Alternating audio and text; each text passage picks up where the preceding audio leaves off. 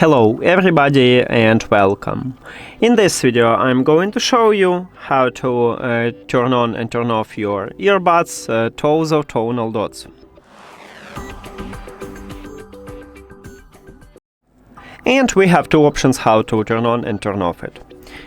When you put your earbuds to the charging case, these earbuds automatically turn off.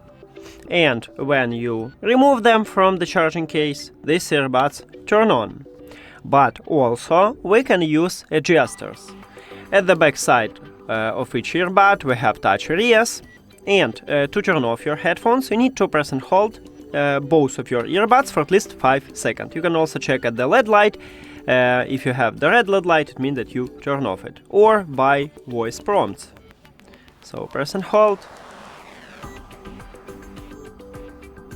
And now, as you can see, I had a red LED light, so I just turn on it. And to turn on, you need to press and hold for at least 3 seconds.